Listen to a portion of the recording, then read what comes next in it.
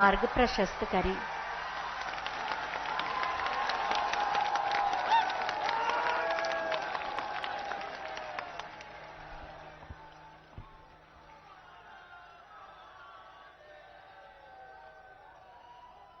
हर हर महादेव।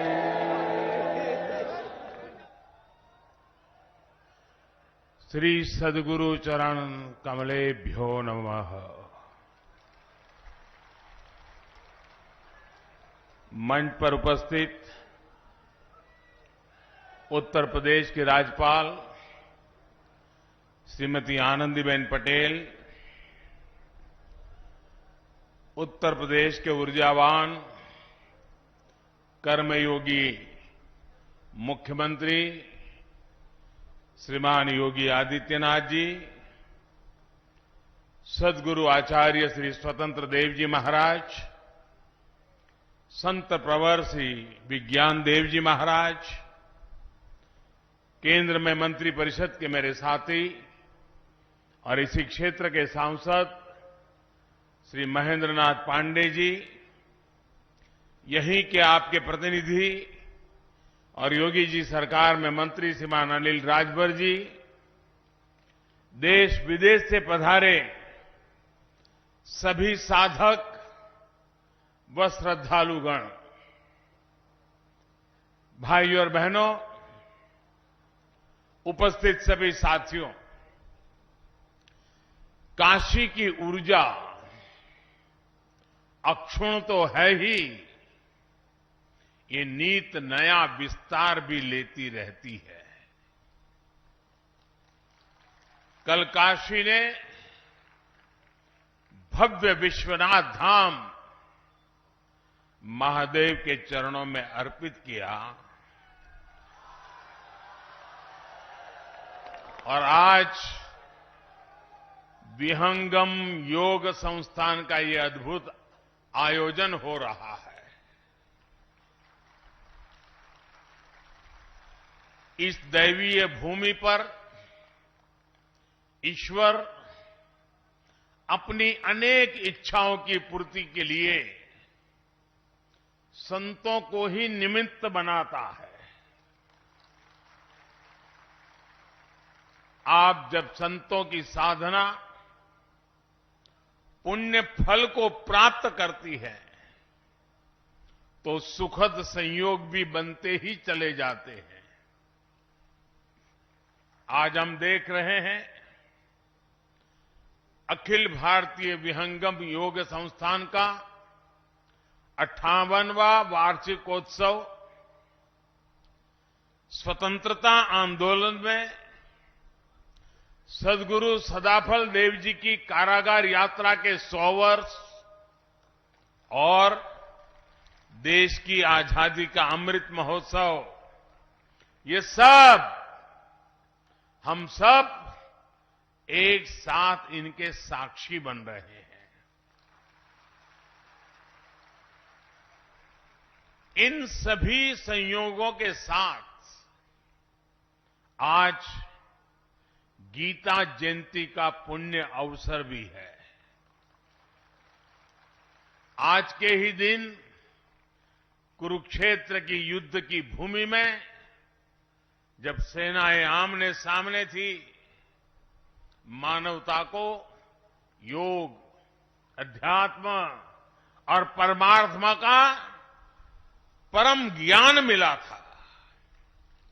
मैं इस अवसर पर भगवान श्री कृष्ण के चरणों में नमन करते हुए आप सभी को और सभी देशवासियों को गीता जयंती की हार्दिक बधाई देता हूं। भाई और बहनों, सद्गुरु सदाफल देव जी ने समाज के जागरण के लिए विहंगम योग को जन जन तक पहुंचाने के लिए यज्ञ किया था। आज वो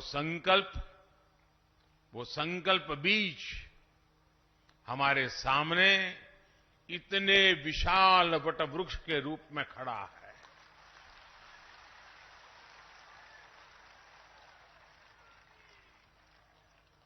आज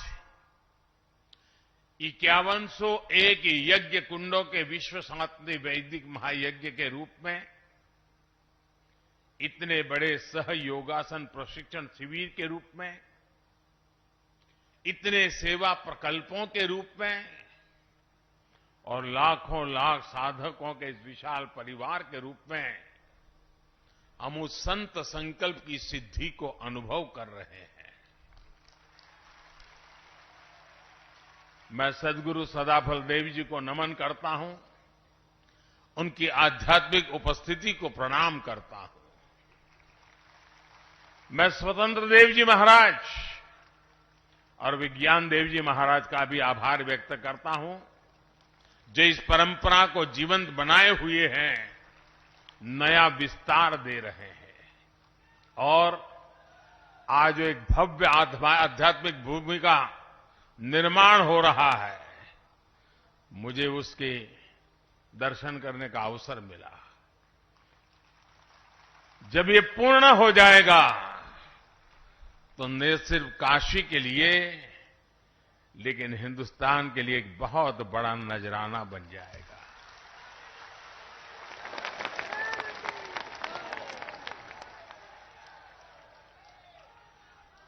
हमारा देश इतना अद्भुत है कि यहां जब भी समय विपरीत होता है, कोई न कोई संत विभूति समय की धारा को मोड़ने के लिए अवतरित हो जाती है।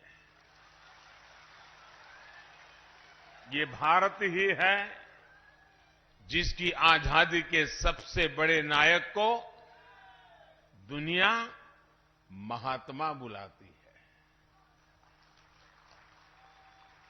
ये भारत ही है जहां के राजनीतिक आंदोलन के भीतर भी आध्यात्मिक चेतना निरंतर प्रवाहित रही है। और ये भारत ही है जहां साधकों की संस्था अपने वार्षिकोत्सव को आजादी के अमृत महोत्सव के रूप में मना रही है।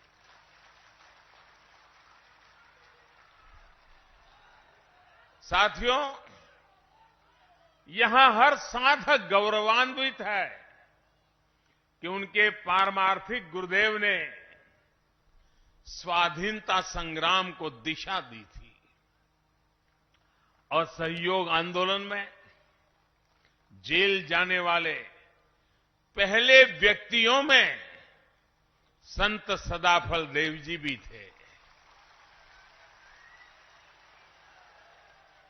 जेल में ही उन्होंने स्वरवेद के विचारों पर मंथन किया। जेल से रिहा होने के बाद उसे मूर्त स्वरूप दिया। साथियों, सैकड़ों साल के इतिहास में हमारे स्वाधीनता संग्राम के कितने ही ऐसे पहलू रहे हैं जिन्होंने देश को एकता के सूत्र में बांधे रखा। ऐसे कितने ही संत थे जो आध्यात्मिक तप छोड़कर आजादी के लिए जुटे। हमारे स्वाधीनता संग्राम की ये आध्यात्मिक धारा इतिहास में वैसे दर्ज नहीं की गई जैसे की जानी चाहिए थी। आज जब हम आजादी का अमृत महोत्सव मना रहे हैं तो इस धारा को सामने लाना हमारा दायित्व है। इसलिए आज देश आजादी की लड़ाई में अपने गुरुओं, संतों और तपस्वियों के योगदान को स्मरण कर रहा है। नई पीढ़ी को उनके योगदान से परिचित करा रहा है। मुझे खुशी है कि विहंगम योग संस्थान भी इसमें सक्रिय भूमिका निभा रहा है। साथियों, भविष्य के भारत को सुदृढ़ करने के लिए अपनी परंपराओं, अपने ज्ञान दर्शन का विस्तार आज समय की मांग है। इस सिद्धि के लिए काशी जैसे हमारे आध्यात्मिक और सांस्कृतिक केंद्र एक प्रभावी माध्यम बन सकते हैं। हमारी सभ्यता के ये प्राचीन शहर पूरे विश्व को दिशा दिखा सकते हैं। बनारस जैसे शहरों ने मुश्किल से मुश्किल समय में भी भारत की पहचान के, कला के, उद्यमिता के बीजों को सहेज कर रखा है। जहां बीज होता है, वृक्ष वहीं से विस्तार लेना शुरू करता है। और इसलिए आज जब हम बनारस के विकास की बात करते हैं, तो इससे पूरे भारत के विकास का रोड मैप भी बन जाता है। भाई और बहनों, आज आप लाखों लोग यहां उपस्थित हैं। आप अलग अलग राज्यों से, अलग अलग जगह से आए हैं। आप काशी में अपनी श्रद्धा, अपना विश्वास, अपनी ऊर्जा और अपने साथ असीम संभावनाएं, कितना कुछ लेकर आए हैं। आप काशी से जब जाएंगे तो नए विचार, नए संकल्प, यहां का आशीर्वाद, यहां के अनुभव कितना कुछ लेकर जाएंगे। लेकिन वो दिन भी याद करिए, जब आप यहां आते थे तो क्या स्थिति थी। जो स्थान इतना पवित्र हो, उसकी बदहाली लोगों को निराश करती थी। लेकिन आज ये परिस्थिति बदल रही है। आज जब देश विदेश से लोग आते हैं तो एयरपोर्ट से निकलते ही उन्हें सब बदला बदला लगता है। एयरपोर्ट से सीधे शहर तक आने में अब उतनी देर नहीं लगती। रिंग रोड का काम भी काशी ने रिकॉर्ड समय में पूरा किया है। बड़े वाहन और बाहर की गाड़ियां और बाहर ही निकल जाती है। बनारस आने वाली काफी सड़कें भी अब चौड़ी हो गई है। जो लोग सड़क के रास्ते बनारस आते हैं, वो अब सुविधा से कितना फर्क पड़ा है, ये अच्छी तरह से समझते हैं। यहां आने के बाद आप चाहे बाबा विश्वनाथ के दर्शन करने जाएं या मां गंगा के घाटों पर जाएं, हर जगह काशी की महिमा के अनुरूप ही आभा बढ़ रही है।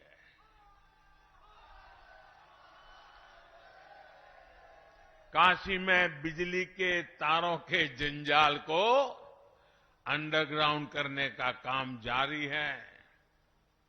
लाखों लीटर सीवेज का ट्रीटमेंट भी हो रहा है। इस विकास का लाभ यहां आस्था और पर्यटन के साथ साथ यहां की कला संस्कृतियों को भी मिल रहा है। ट्रेड फैसिलिटेशन सेंटर हो, रुद्राक्ष कन्वेंशन सेंटर हो, या बुनकरों, कारीगरों के लिए चलाए जा रहे प्रोग्राम, आज काशी के कौशल को नई ताकत मिल रही है। स्वास्थ्य के क्षेत्र में भी आधुनिक सुविधाओं और इंफ्रास्ट्रक्चर के कारण बनारस एक बड़े मेडिकल हब के रूप में उभर रहा है। साथियों, जब मैं काशी आता हूं या दिल्ली में भी रहता हूं तो प्रयास रहता है कि बनारस में हो रहे विकास कार्यों को गति देता रहूं। कल रात 12 साढ़े 12 बजे के बाद जैसे ही मुझे अवसर मिला, मैं फिर निकल पड़ा था अपनी काशी में। जो काम चल रहे हैं, जो काम किया गया है, उनको देखने के लिए निकल पड़ा था। गदौलिया में जो सुंदरीकरण का काम हुआ है, वो वाकई देखने योग्य बना है। वहां कितने ही लोगों से मेरी बातचीत हुई। मैंने मड़ुवाड़ी में बनारस रेलवे स्टेशन भी देखा। इस स्टेशन का भी अब कायाकल्प हो चुका है। पुरातन को समेटे हुए नवीनता को धारण करना बनारस देश को नई दिशा दे रहा है। साथियों, इस विकास का सकारात्मक असर बनारस के साथ साथ यहां आने वाले पर्यटकों पर भी पड़ रहा है। अगर हम 2019-20 की बात करें तो 2014-15 के मुकाबले में यहां आने वाले पर्यटकों की संख्या 2 गुनी हो गई है, डबल हो गई है। 2019-20 में कोरोना के कालखंड में अकेले बाबतपुर एयरपोर्ट से ही 30 लाख से ज्यादा यात्रियों का आना जाना हुआ है। इस बदलाव से काशी ने ये दिखाया है कि इच्छा शक्ति हो तो परिवर्तन आ सकता है। यही बदलाव आज हमारे दूसरे तीर्थ स्थानों में भी दिख रहा है। केदारनाथ, जहां अनेक कठिनाइयां होती थी, 2013 की तबाही के बाद लोगों का आना जाना कम हो गया था। वहां भी अब रिकॉर्ड संख्या में श्रद्धालु पहुंच रहे हैं। इससे विकास और रोजगार के कितने असीम अवसर बन रहे हैं। युवाओं के सपनों को ताकत मिल रहे हैं। यही विश्वास आज पूरे देश में दिख रहा है। इसी गति से आज देश विकास के नए कीर्तिमान स्थापित कर रहा है। साथियों, सदगुरु सदाफल जी ने स्ववेद में कहा है, दया करे सब जीव पर, नीच ऊंच नहीं जान, देखे अंतर आत्मा, त्याग देह अभिमान।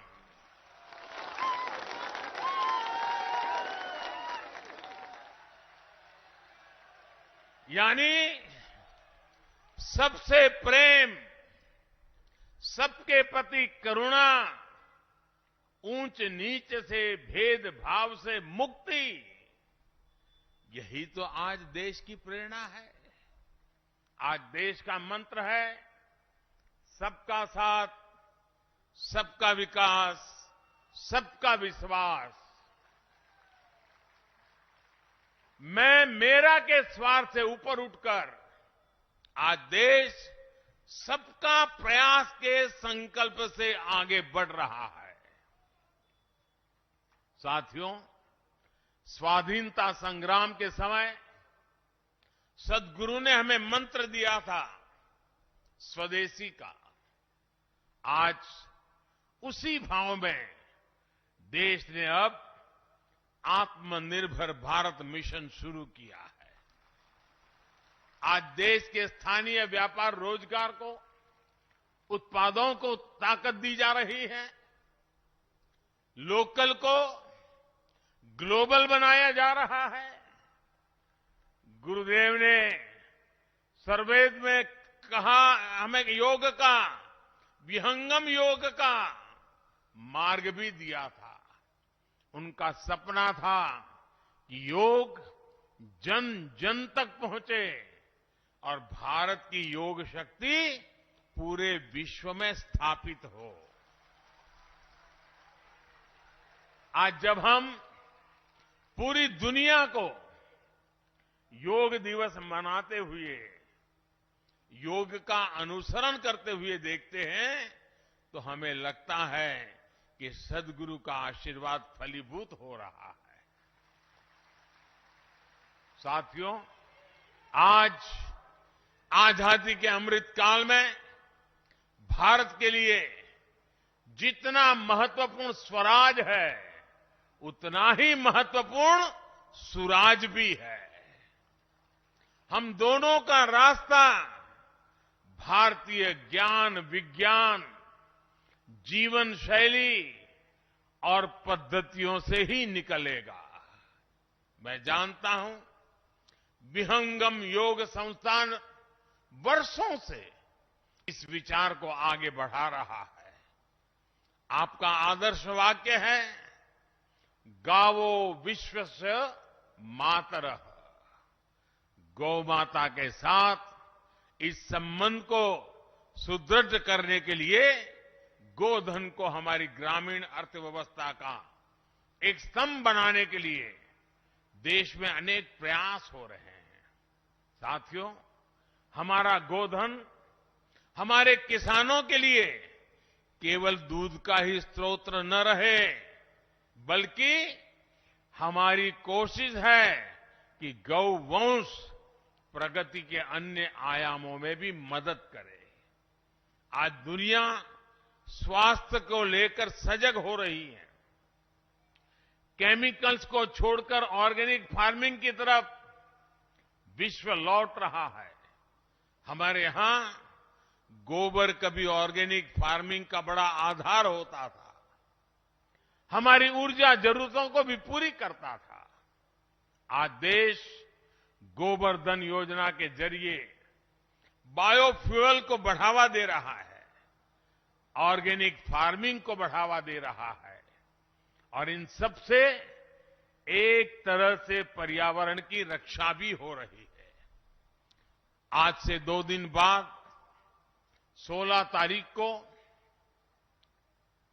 जीरो बजट नेचुरल फार्मिंग, इस पर एक बड़ा राष्ट्रीय कार्यक्रम भी होने जा रहा है। इसमें पूरे देश से किसान जुड़ेंगे। मैं चाहूंगा कि आप सभी भी 16 दिसंबर को प्राकृतिक खेती के बारे में ज्यादा से ज्यादा जानकारी प्राप्त करें और बाद में किसानों को घर घर जाके बताएं। एक ऐसा मिशन है जिसे जन आंदोलन बनना चाहिए और इसमें आप सभी अहम भूमिका निभा सकते हैं। साथियों, आजादी के अमृत महोत्सव में देश अनेक संकल्पों पर काम कर रहा है। विहंगम योग संस्थान सद्गुरु सदाफल देव जी के निर्देशों का पालन करते हुए लंबे समय से समाज कल्याण के कितने ही अभियान चला रहा है।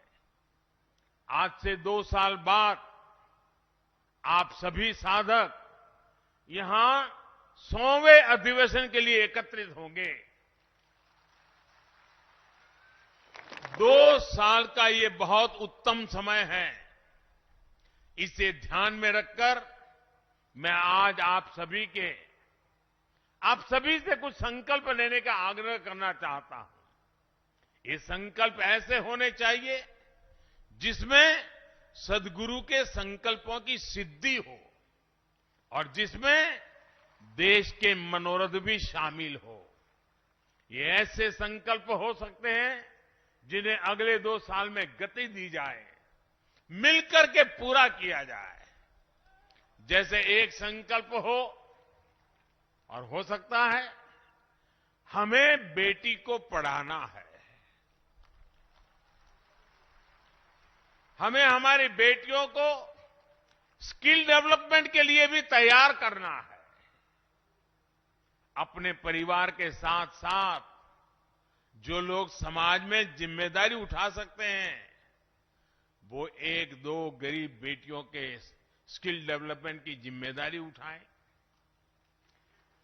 एक और संकल्प हो सकता है, पानी बचाने के लिए हमें अपनी नदियों को, गंगा जी को, सभी जल स्रोतों को स्वच्छ रखना है। इसके लिए भी आपसे संस्थान द्वारा नए अभियान शुरू किए जा सकते हैं। जैसा मैंने पहले भी बताया, देश आज प्राकृतिक खेती पर बल दे रहा है। इसके लिए लाखों लाख किसान भाई बहनों को प्रेरित करने में भी आप सब बहुत बड़ी मदद कर सकते हैं। हमें अपने आसपास सफाई स्वच्छता का भी विशेष ध्यान देना है। किसी भी सार्वजनिक जगह पर गंदगी न फैले, ये ध्यान रखना है।